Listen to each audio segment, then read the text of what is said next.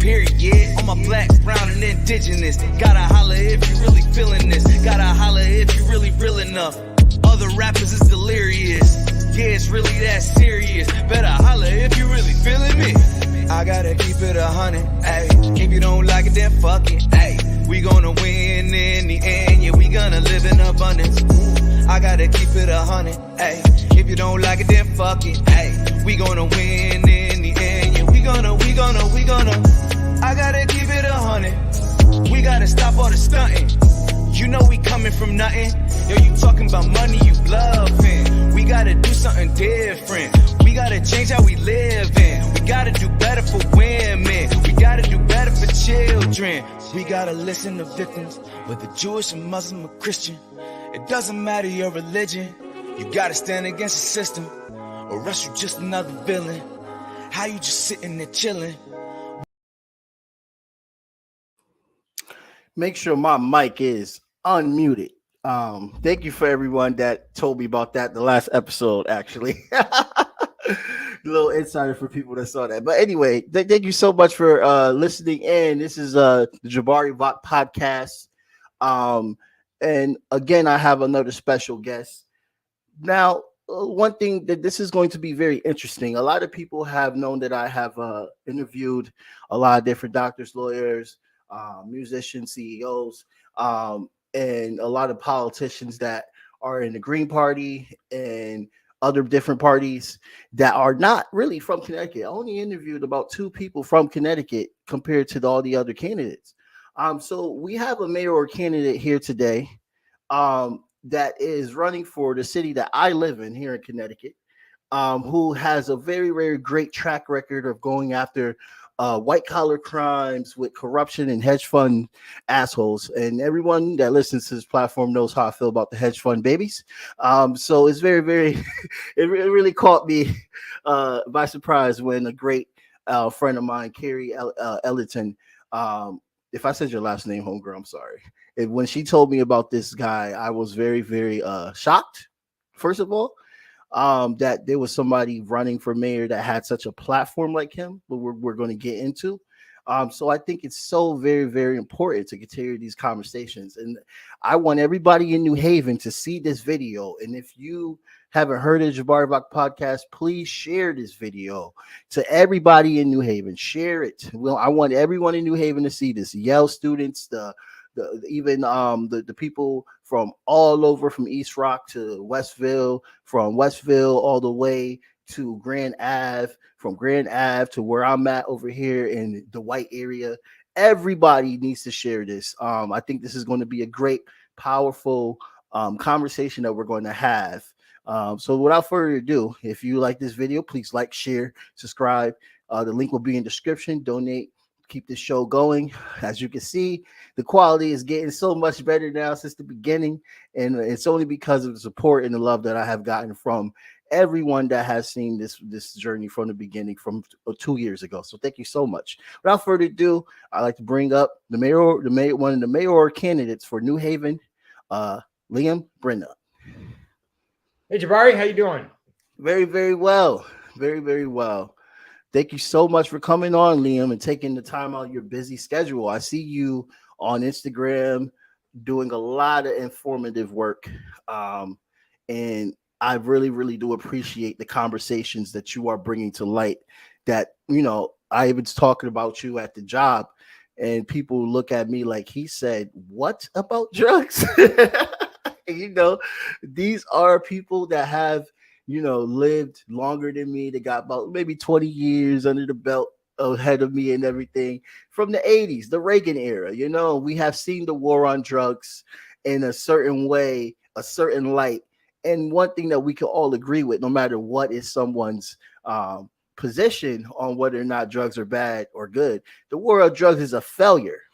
And we need to talk about why it's a failure. And one of the things about your platform is something I definitely agree with, is if you could explain to the people about your platform on the war on drugs. Sure. I mean, I fully agree. And I think one thing that I think really most people, when they think about it, know is that the war on drugs is a failure. That this, if our goal over the last 50 years has been to combat drug use and to stop it, we have failed. We have totally failed. And if we think about that common saying of like what the definition of insanity is, like doing the same thing over and over again and expecting a different result, I think that is what we're doing. But I also think like right now at this time, people across the country kind of get, and I think certainly in New Haven do understand that this is a failure, that it doesn't work, that prosecuting people to put them in jail for what is a addiction issue, a mental health issue, a recreation that, you might think is antisocial, but is not a crime in the sense that we think of crimes. This is something that people realize, but we don't know how to talk about. We're not talking about it in the way that we need to. And I think with this campaign, what I'm trying to push is to make clear that the war on drugs has failed. It's over. We need to speak up and say that and articulate that, and then decide that we're going to move on and do something different. This is a public health issue. It has real serious consequences for people's lives. People die. People get addicted. We don't want that to happen, but we're not addressing it by throwing them in jail. It's not making anything better. And there are better ways to use our resources that don't have all these negative consequences for folks. Yeah, I definitely agree. And just off of how you mentioned about how a lot of these arrests don't happen as much in the suburbs as much as it happens in the city, which is something I really didn't know about. Can you talk about that? Just sure. Yeah. Yeah. I mean, I think one thing that we see, so I used to be a prosecutor, right? And I used to, when I was here in Connecticut, I had this awesome office. It wasn't very big, but it looked over the green. And I would look out and I would see Yale sitting out there. And, no one who is ever getting picked up on drugs in New Haven is getting picked up from Yale. It just does. It is not happening. But we know people there are using drugs. This is not a surprise. Right. Will tell you that they are. And so what we have is like two systems of justice that are existing in our country, even within our same city. So you were talking about suburbs, which is totally an issue, but even within our same city, you could be using drugs on Yale, or even in Westville. I know some people, some adult middle-aged folks who are like, hitting up the hard stuff. And they do it without expecting or any fear of getting arrested and going to jail for it. But if you go to New Hallville or you go to Fairhaven, you do the same activity and you could end up in prison.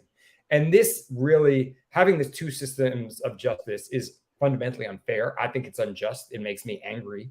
But it also is going to rot any sort of democratic institutions that we have, any civic nature that we have, because it makes everything a farce. And that's something that we know. We know that people use and abuse drugs across all demographic lines, race, class, location, right? This happens. This has been well documented. But in Connecticut, overall in the state, about the arrest rate for drugs, about 6.7 to 7% of arrests in the state are for drug use or possession or some sort of drug crime. But in 2020, here in New Haven, 40% of our arrests were for drugs. Now, so there's just like vast divergences, even though people are using it at the same rates across communities. And so that's fundamentally unfair. That's falling on Black and brown residents here in New Haven. That's falling on lower income residents here in New Haven. And it's just simply unjust, and it's also ineffective. Yeah. I think that is a very strong look at just of the biases within the police departments.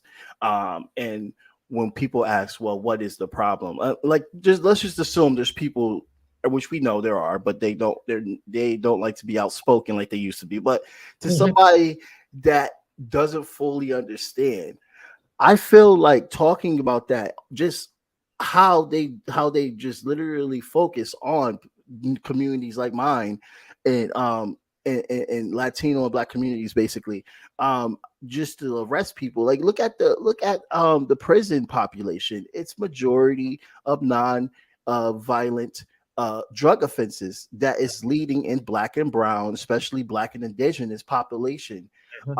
And just off of that shows you that the system has failed. And it's okay for people to understand that we failed, because I'm not going to say we, I'm just going to say that the establishment has failed, because this is literally a problem to the point that the population is higher than any other country's prison population. And for us to say that we are a moralistic country, which we're not, why is our prison population so high? And I think that your idea on addressing that is a very, very good start on looking at how we can decrease these prison populations, and looking at the war on drugs as being such a fallacy that we actually do not pursue these type of criminal arrest on people that are just in underprivileged neighborhoods. Mm-hmm.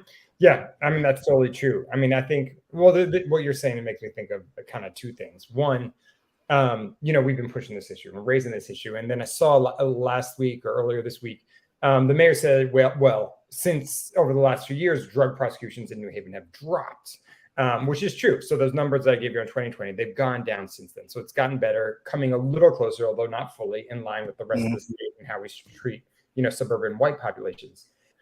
But that really doesn't answer the problem when it then becomes a system where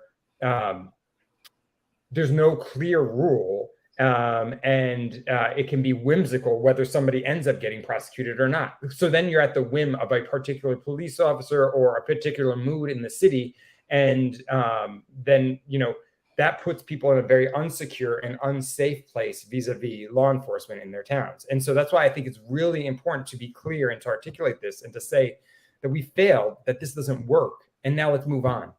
I have talked to elected politicians who do acknowledge what I'm saying. They will say, yes, that's right. And it's wrong. They'll admit it as wrong, like that Yale or Westville people doing the same things don't end up in prison, but they don't know what to do. And so that puts them in a kind of a frozen position. And this is something like I truly understand. Like, I understand the concern around this. In the street I grew up on, sometimes we'd find drug paraphernalia around. That was not fun. There was a guy down the street who dealt, and all the parents would be like, stay away from that guy. You got to stay away from him. And from a parent's point of view, I totally understand. That makes complete sense. And I think it was the right advice to give a kid. But I would often see my dad outside talking to this gentleman. And it was really strange because my dad is this very conservative, upright, he's not conservative big C, but he's just he's kind of tucked in, straightforward, upright guy. And he'd always just be out there chatting with me. Mm-hmm. And so, and I just remember one day him saying to me, I can use the man's name, but he's like, so-and-so, let's call him Ben. That Ben, he just got himself in a bad way. He got himself in a bad way. And it really was a thing that sat with me for years to think about, all this finger wagging, which is right, because they didn't want their kids to fall into this, but him seeing him as a person who got himself in a bad way. And I think we all know that. Mm-hmm. And there are ways, public health ways, to deal with this. And it doesn't mean we need to accept dealing right on the street, open air drug markets, all these things people want to fear monger about. We don't have to accept that, but we should decriminalize this and move this out of the criminal realm and address it as a public health issue. I firmly believe that. I think that's the way we're going. We need people to stand up and articulate this. Saying that we've just decreased drug arrests, but we're not taking a stand against the whole system is not going to work. It's not pointing a path towards the future. And it's a weak response to what we're facing. Yeah. You mentioned about your family and what you've been through with getting the understanding of this type of nature. Your last name is Brennan. Are you Irish? I am. Yeah. Oh, I'm good at last names. All my grandparents came from Ireland, and and 4 of my 6 aunts and uncles immigrated too, but they were kind of born along the way on the course. They traveled through a few other places to get here. Awesome. Where are you originally from? I grew up in Stamford, Connecticut. So when my grandparents came in, everybody moved to the Bronx. One of my grandfathers went through Boston, but then ended up down there. Then my mom got a job teaching in Stamford Public Schools. She moved up here. Awesome. And Stamford is a city as well too, like New Haven. Yep. So I can only imagine exactly the stuff that you have seen growing up in Stamford that is in parallel to the Elm City. Very true, very true. And in the 1980s, the 80s were a different time for cities. You know what I mean? Cities have a shine these days, which is nice. I mean, we all have our rough spots as well, but people giving up on cities in the 80s, man. It was sad, but it was great. But that part I really appreciated. Just it's one of the things I really appreciate about New Haven too, is that there was just such a great conglomerate of all sorts of different people that I feel like was really something that helped ground me and ground me as well. Awesome. And one thing when I talk about cities, there's a lot of things that we talk about, which is what's on your platform, is public safety and justice reform. And we have had definitions. I had Justin Farmer on here before talking about public safety. There's so many different ways that we can talk about advocating for justice, for public safety. And I believe we already spoke on the justice reform part, but if there's anything we're missing that you would like to add on to that, but if you could break down what is your advocacy for public safety on your platform. Sure. Excuse me. I think we need to think of public safety like in a very much more holistic view of what we mean by public safety. And so justice, the criminal justice system, criminal legal system, this is all just part of it. But public safety is everything that promotes the well-being and the security of our populations. And one thing I think when we're looking at this, and I'm not like casting aspersions, like I've been party to this as well. Like sometimes we just think of public safety and justice in kind of criminal legal realm, in carceral ways. And what I want to do and what I think we can do is kind of have a much broader understanding of that and think of many different ways to address public safety in general. So that's why I've been pushing so hard on this, like really declaring that the war on drugs is over and then coming up with a path forward. But I also think when we talk about gun violence as well, we have seen the city here in New Haven, we've seen the mayor go up to Hartford and push for increased cash bail as a way to address gun violence. We've seen the chief tell the Board of Alders last week that they have increased traffic stops, motor vehicle stops, 300% in an attempt to address gun violence. Whereas we know like it's the presence of guns in communities that is really what makes it more likely or not for people to shoot one another. And, we know that like in communities where there are no guns, people are not shooting one another. Like teenagers are teenagers, kids are kids, like people get into disputes, but the presence of a gun makes someone more likely to use it. And I think if we take common sense gun regulation and bring it to the local level, we can really address this on a very basic way before something happens without throwing more people in jail and bring public safety into our city and increase it within our city. In addition, I think we need to think of things like the living conditions that people live in and like safety on the roads as well. So even though we've had this like 300% increase in motor vehicle stops, I know it's not for like speeding because I see people speeding out there all the time. Oh, yeah. Trying to like come up with reasons to get in the car and target guns. And I know we can address speeding by the built environment around it. We have people die on our streets. We have people killed by car and vehicular violence every year. We can address that. And like Hoboken, New Jersey has had no motor vehicle deaths for 4 years.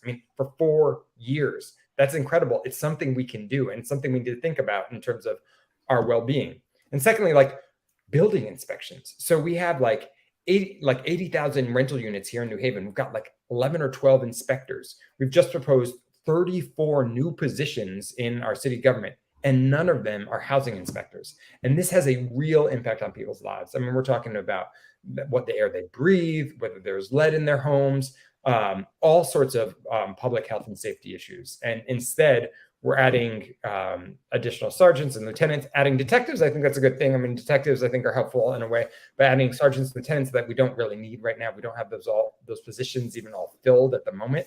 And we're not adding housing inspectors, which this makes a huge difference. That's where I think we need a real new thinking on public safety.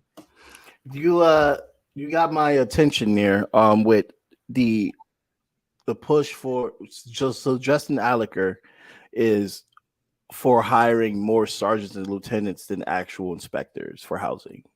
Yes. When there's over 80,000 houses to be inspected. The budget has no new positions for the Livable Cities Initiative, no new housing inspectors. And we are not keeping pace at all. And then also, then these mega landlords are going like run away, like increasing rents and taking advantage of people left and right. And so, oh yeah. There is just so much that needs to be addressed there that is not being addressed by this budget. And instead, we're kind of doing like a what I would consider kind of like a fake play at public safety by adding 11 to 12 out of our total 34. Oh my God, 34 new positions, and 11 or 12 of them are all in the police department. When we're not totally even ridiculous filling the positions that we have. So Yeah. I think we need to be honest, and I think we need to really look at these things critically. I'm keeping my composure right now because that kind of pissed me off, because I'm also thinking about the fact of how he has literally evicted tent city residents over in by the Yale Bowl, and he's also targeting other tent city areas, but he cannot take the initiative to actually help out to make better housing and have inspectors and stuff like this. But he's gung-ho on getting rid of tent cities where people are not actually bothering the public, and the fact that, you know, that the issue of bothering the public for unhoused people also irks me too, because it's as if they want to ignore the issue and pretend that it's less, even though 1,000 homeless people in New Haven may be 10% of the New Haven population, or 1% of the New Haven population. Hope my math is correct, but that is still can be an increase, especially when people are going paycheck to paycheck, and they are, and 50% of the population is threatened to be unhoused. For people that are listening, yes, I do pay attention to what goes on into my city. So I think it's very, very important that we address that as being the most important thing. Housing saves lives. Housing increases life expectancy. Housing depletes crime and poverty. Good housing depletes crime and poverty. If people don't get that, then they are living under a rock. But this is actually the next part that you have, actually, the housing in the community. Is there anything else that you would like to add on to this part, or do we already cover this and we go on to New Haven public schools? I mean, I think what I would want to stress, I think housing is like the huge issue. I've been told that people don't vote on housing, like it's really important, but people don't vote on it. I don't know if that's true, because I see here in New Haven, we've got a vacancy rate of less than 2%. So basically that means like it's basically none, because that means like it's vacant for a second and then it's filled, you know? Right. It's just gonna let rents like just continue to increase. Right.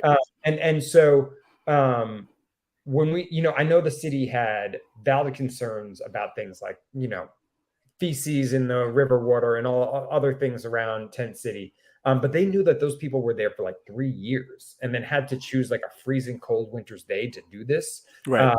When they ignored it for 3 years, it really, and then had this huge police presence out there. It made no sense to me.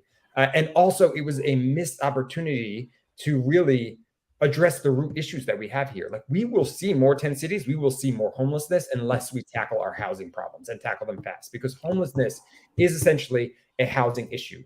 Right. And you know, you can look, people talk about mental health, they talk about addiction or whatever they want to talk about, but it doesn't map on to where people have addiction rates or mental health issues. There's other states, other cities that have worse mental health issues, worse addiction issues, but they don't have the homeless issues we have, because we've got this really hot housing market that is leaving people behind. And so we need to fundamentally rethink and be very aggressive on getting housing and housing affordability here in the city, so that we can meet the demands and meet the needs of our residents. Like, we're building all these like luxury apartments, which probably takes some pressure off the housing costs, but they're not like 3 bedrooms that families really need. You know, they're not even 2 bedrooms that families really need. And so it's not really addressing those needs of people who are cost burdened and need those spaces. And so I think we need a complete overhaul of our zoning code to make it easier and quicker to build just like traditionally naturally occurring affordable housing, like those multifamilies that can like easily and like at low cost, like the ones by the river.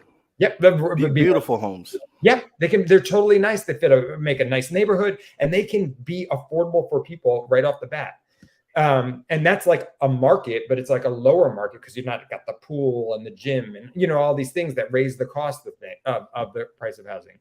Then I also think we can invest some of our public resources in creating housing as well. And we've got excess street space, we've got excess city space that can be converted and should be to housing for people. And we need to be aggressive about this, talk about this now. We are not keeping pace, we're not meeting the needs. And like, this is just a complete abdication of leadership in this realm, I think. I think we can do a lot better.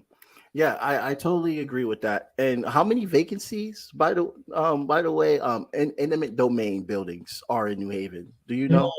I don't actually know, but there are a number of like empty buildings or there are empty lots that can be built on. But right now, that's illegal to do so under the code because Ah, in like the 50s and 60s and 70s, like we suburbanized our code and made a lot of of our course. existing housing.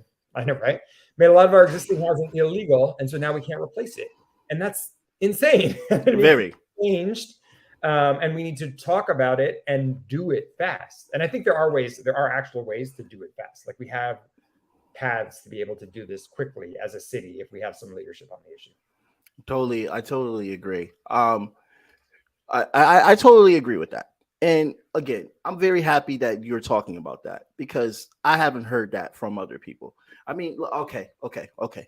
Jamar, don't lie. I've heard it from Karen. Hi, Karen. You do a great job. But I just think that we need more voices on this. And it's being overlooked. The quietness on what is going on is so appealing. UAC, homeless people that are organizing under UAC, they need to be on the headline. They need to always be heard in the media. This is happening every single where. And New Haven is a small city that can do like what Houston is doing and try to show how we can combat unhoused conditions, how we combat that. I think small cities like New Haven, like Houston, well, Houston is a lot bigger than New Haven, but it's still considered a small city compared to other cities. I think that we can combat and show an experiment that can be led to help Los Angeles and whatever the fuck they're going through, San Francisco, New York City, Chicago, all the major cities. I think we can do something here that can help out. And I said that last time, and I was quoted on the news, and I will keep standing by that. We can do an experiment here that can help this country. Fuck capitalism and their damn reasons. It's about people, not profit. So thank you so much, Liam, for being a part of that voice. New Haven Public Schools. I find this very, very interesting because throughout all my advocacy as being a labor activist and everything, I feel like that I have not actually have given a lot of attention helping out for public schools and the youth. So I would say I'm ignorant towards what's going on. I know about the SROs because I was actually that generation that SROs started in. I'm 30 years old, just to give people a context. I graduated in 2011, and I was in that graduating class where they started putting SROs and metal detectors in schools. And I grew up in Bridgeport, so it was a lot of violence that was going on, but it wasn't to the point where we needed to keep demonizing our youth into these high schools by traumatizing them early with police officers on school, where to the point that in the suburbs, if you fight, you'll probably get suspended, but you'll be able to come back to school and all that stuff. When the SROs came in, we got arrested and suspended. So we basically were put into a school to prison pipeline that still exists today. So I just wanted to give my 2 cents on how I feel, how fucked up public schooling is, especially in an urban community where we both come from. So if you could take the floor on what do you want to do for public schools? Yeah, I mean, the SRO situation is really fascinating because everybody's always talking about how we don't have enough police. But we can put 12 police officers permanently in a school, and a school needs to be a complete police zone in a free country. Like this, that doesn't make sense. I don't think that's the best use of resources. I don't think that's the way to deal with our youth. I don't think that's what we need to be doing. And I think we need to look clear-eyed at those things. But my kids are in the public schools. They've been in them for 8 years.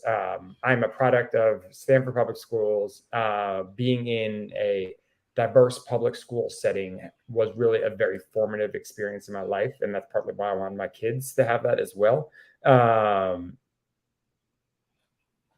But we shortchange our school system all the time. The thing is, I don't like criticizing the school system because I also love it at the same time. So I don't want to give people the wrong impression about that.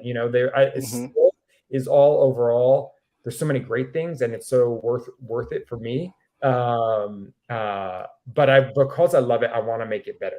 And I think what we see, my own kids, their school lost teachers every year, pretty much every year they've been in the schools.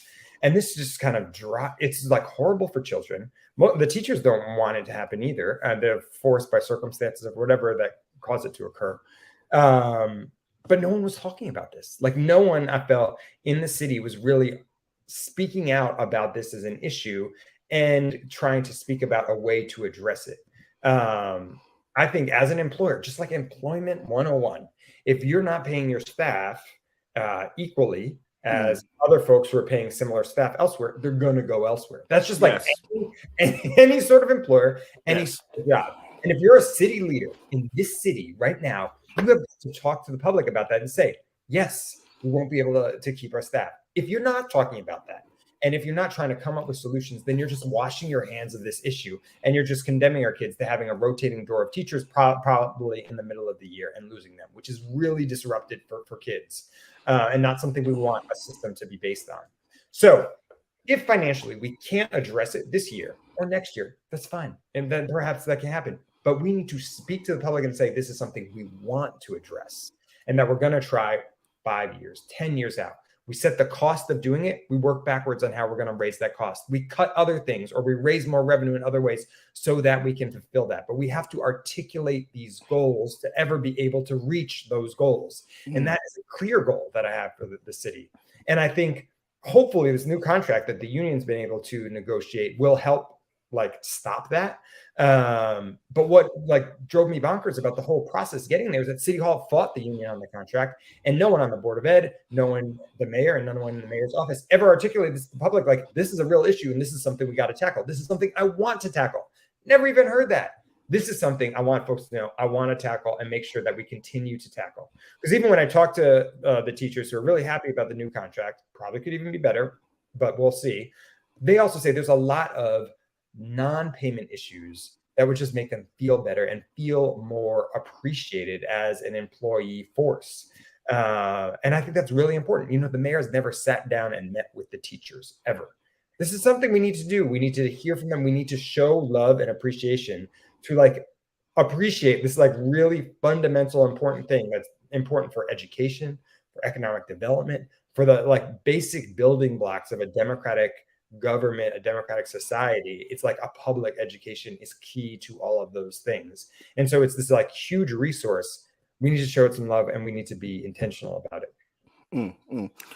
Yeah. I mean, teachers are so underpaid in America. And it's very, very sad because they literally are the ones that give some of the most biggest impacts on all of us. And the fact that their jobs are treated so awful compared to other occupations is just honestly just baffling. And I can't believe that people act like that towards teachers.